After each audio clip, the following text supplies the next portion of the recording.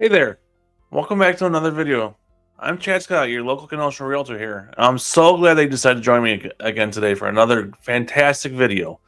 Today we're going to talk about open houses. Why do agents have open houses? What should you do when you go to an open house? Open houses are great if you want to take a look at a house without an agent. Maybe you don't want to sign that buyer agency agreement before looking at houses. Maybe you just want to look at the neighbor's house down the street and take a look at what's inside of their house. Maybe you want to put your house on the market. You want to see what their house looks like inside. Maybe make some upgrades to your house before you put your house on the market. Open houses have a lot of different reasons to have them, a lot of different reasons for you to go to them.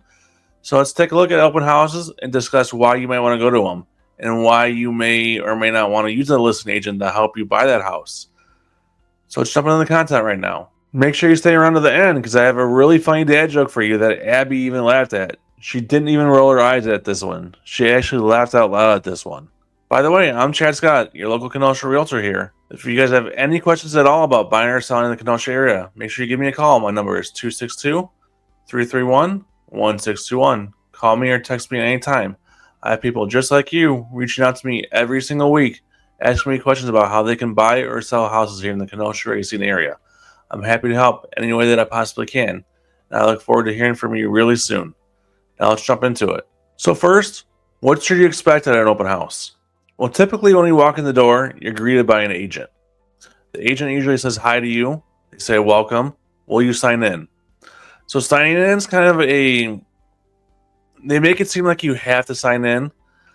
Now, I recommend that you always sign in. It's kind of a sign of respect. It shows the agent that you're there, that you're not a fake person, that you're not gonna, murder them while you're there. You're giving the seller a sign of respect that you're respecting their house while you're there. It just shows that you're a real person, that you are respecting their house while you're there, while you're touring their house independently. So go ahead and sign in real quick. If you're working with an agent, usually the agent on their sign-in sheet has a box there that says whether or not you're working with an agent. They should have an opt-in there whether or not you want to be contacted by the agent after the open house. If you don't want to be contacted by the agent, just write in there if they don't have a box after your name and number, just say, please don't contact me. Most agents should respect that and will not contact you after the open house. So if you don't want endless emails from the agent or a phone call after the open house asking how you like the house or stuff like that, just write in there, please don't contact me. Most agents will respect that and they won't contact you.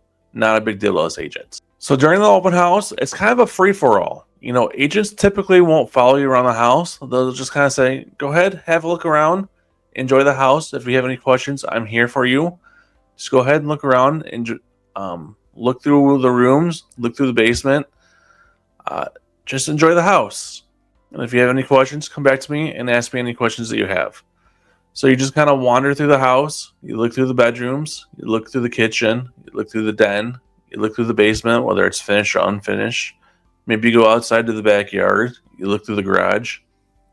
Now, some people, after they're done looking at the house, they'll just walk quietly through the driveway back to their car and they'll leave without saying goodbye. Now, me personally, when I'm done with looking at an open house, I kind of like to walk back through the house and say to the agent, you know what? Thank you so much for letting me walk through the house.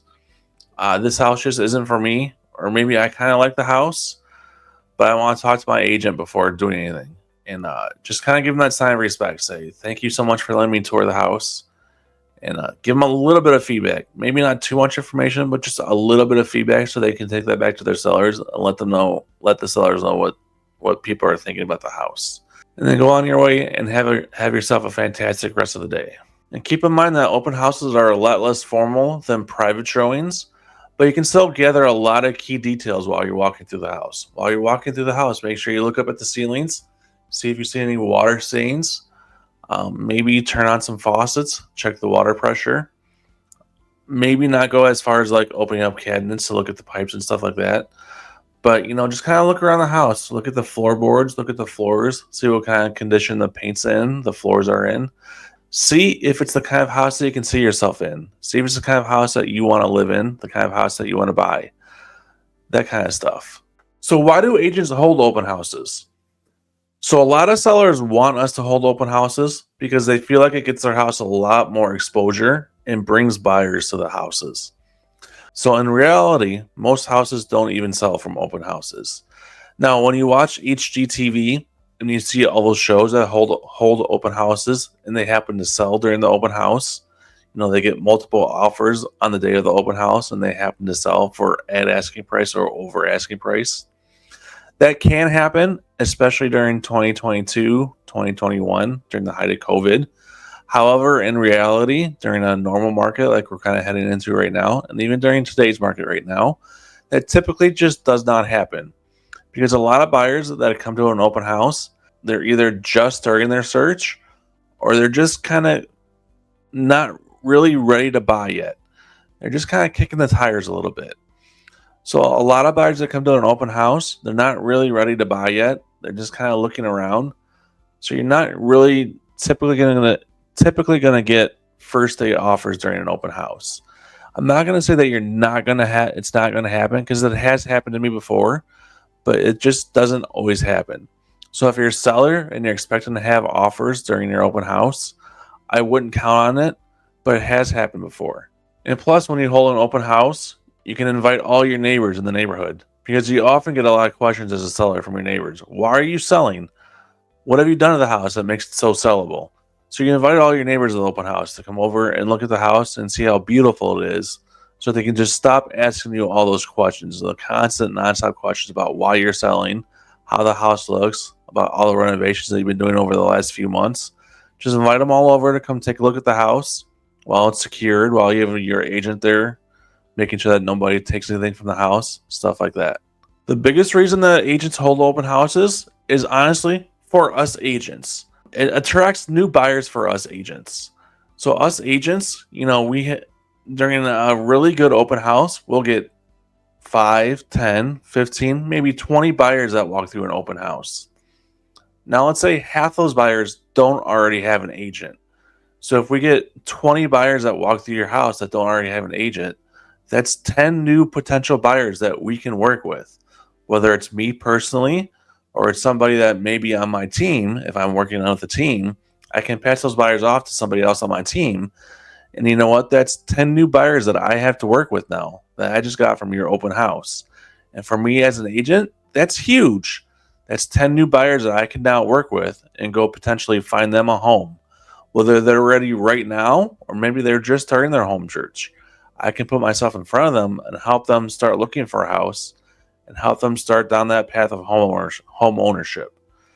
So as an agent, it's really big to hold open houses and get started and help buyers find that perfect home. Open houses are also a very big strategic marketing tool, because when you blast open houses on social media, some realtors still put them in the newspaper. They just let the public know that, hey, this house is for sale. It's not just in the MLS. It's not just on Zillow. It's open. Whether you have an agent or not, come see it. This house is open for everybody on this day between these times. Come take a look at it. Whether you have an agent or not, come take a look at it, walk around it, let me know what you think. If you want to put an offer in on it, that's awesome. If not, that's okay too. But come take a look at it, tell your friends, tell your family. If they want to come take a look at it, fantastic. If they have an agent, let their agent know. Maybe they want to schedule a private tour. Either way, it's a great marketing tool to get more buyers to lay eyes on your house and come take a look at it, whether it's during the open house or scheduling a private tour. What should you as a buyer do when you go to an open house? Well, before going to an open house, you should research the house. Research the neighborhood, research the house itself. Is it even a house that you'd want to buy? Is it a neighborhood that you'd want to live in? If not, then you probably shouldn't even go to the open house. Don't waste your time. Don't just go to open houses just to go to open houses because you have a Sunday afternoon off and you just want to waste your time. That just wastes your time. It wastes the agent's time. And why waste your time looking at houses that you don't have any ambition of buying? If you think that you might want to buy the house, then do a little bit of research. Research the neighborhood, research the house, see if it's in your price range, then go take a look at it. Create a list of questions. So when you're doing your research, when you're researching the price of the house, the age of the house, the neighborhood of the house, create a list of questions. Ask the agent when you're there. Take out your list of questions, whether it's on your phone or a piece of paper, and ask the agent, "Hey, Mr. or Mrs. Agent, I have this list of questions here for you. Where's the closest supermarket? Where's the closest park? Where's the closest school? How is the neighborhood? Why are the sellers selling? What is the seller's favorite part of this house? Why did the sellers buy the house?" Ask the tough questions. How old is the furnace? How old is the roof?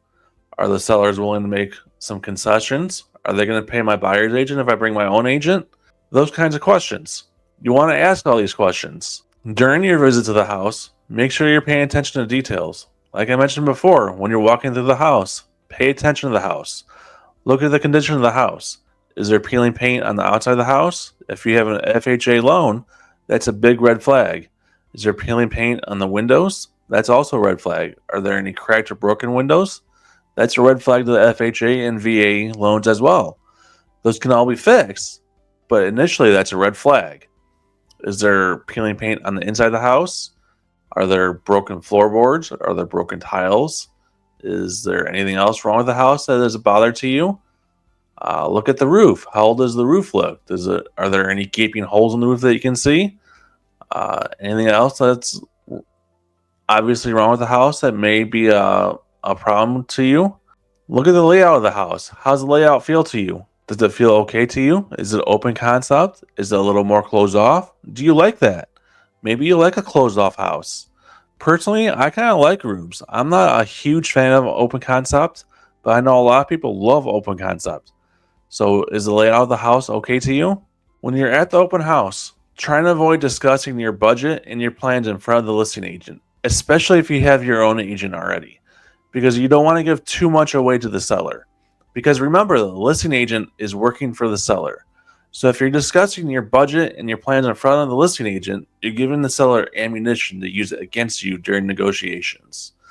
So try not to give away too much information in front of the listing agent when you're talking to them and asking them questions. When you're touring the house yourself, try and respect the homeowner's privacy. So try not to open closets, try not to open cabinet doors, don't open drawers, don't start snooping around and looking for stuff. It's just a sign of respect.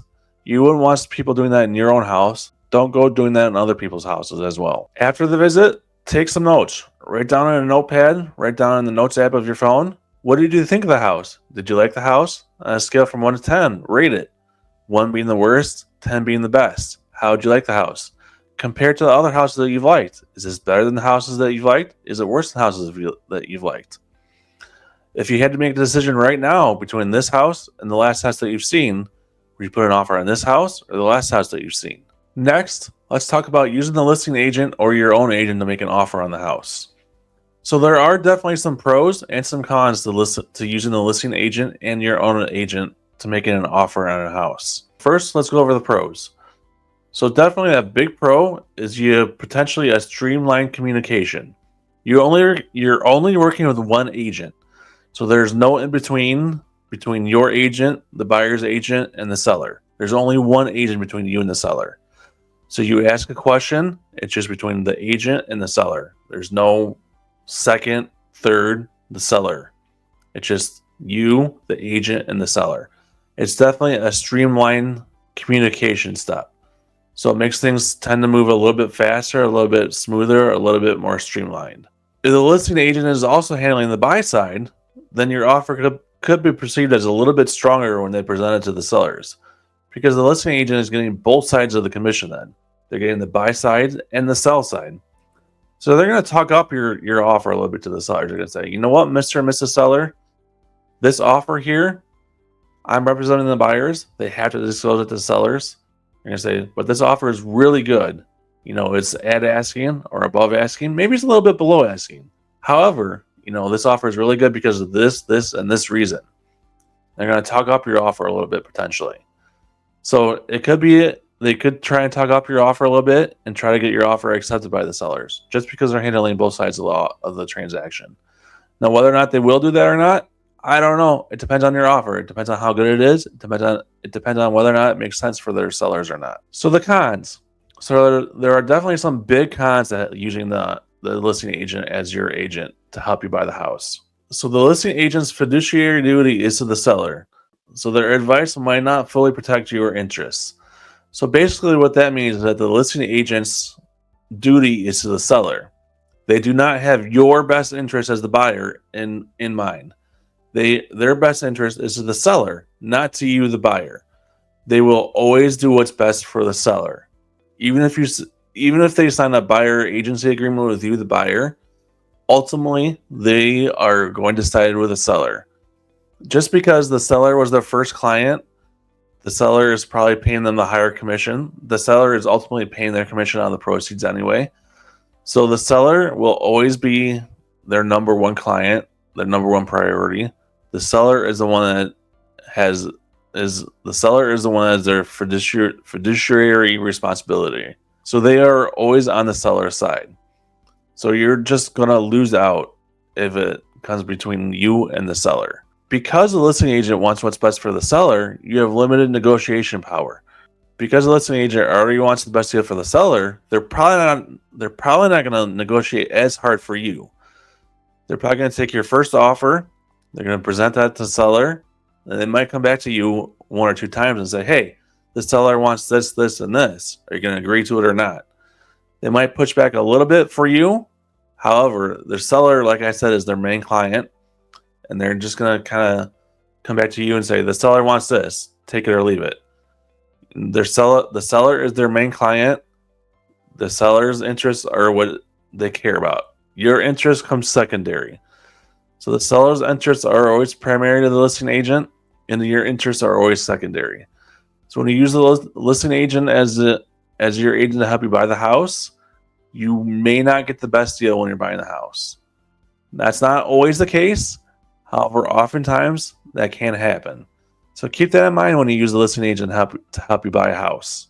So my suggestion, whenever you're buying a house, always get your own representation. Always use the buyer's agent. Even if you have to pay the buyer's agent out of your own pocket because the seller refuses to pay for it out of their proceeds, always use a buyer's agent. Always represent your own interests. The buyer's agent always looks out for you and your interests. Always use a buyer's agent. Always use an agent that's on your side. Always have somebody that's looking out for your best interests. A couple bonus tips for you guys.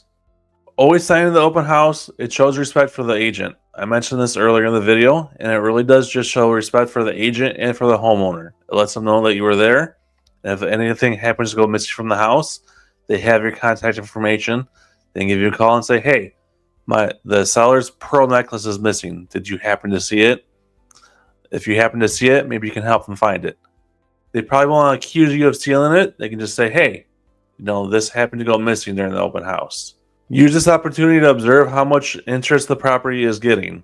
So how many other people are there during the open house? So if the house is new to the market, are there 50 people there for the open house? Is there a line of people down the block like there was back in 2020, 2021, where open houses were happening? Are there hundreds of people waiting to get inside the open house? Or are there just a couple people there? Maybe there's not a ton of interest. If there's not a ton of interest, that's good for you as a buyer. Maybe you can get a better deal that way. But if there is a ton of interest in the house when you're there for the open house, you may have to up your offer a little bit. You may have to go a little bit higher in your offer, maybe do a little bit better in your conditions. I don't know. Talk to your agent. See what you might have to do. Your agent can get a little bit of more inside information from the listing agent for you. And don't hesitate to ask those tough questions about the property condition. When you're there during the open house, make sure you ask those tough questions to the listing agent. Ask them, how old is the siding? How old is the roof? How old is the furnace? If it's out in the county and has a well septic system, ask them, when was the last time that the septic system was pumped? How old is the well? Is the well shared? Is it a private well? Ask them those kinds of questions. Those questions are important. You want to know that kind of stuff. And now for today's dad joke. Why did the coffee call the police? Because it got mugged. That one's pretty good. I like that one. Even Abby laughed at that one. She didn't even roll her eyes too much at that one. So I hope you guys enjoyed this video. I hope you got some value out of it. If you have any questions at all about real estate in the Kenosha or Racine area, please give me a call, shoot me a text, or send me an email anytime. My phone number is 262-331-1621.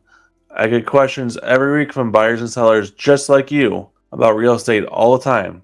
So I'm happy to help any way that I possibly can. I hope they have a fantastic rest of your day, And I can't wait to see you on the next video.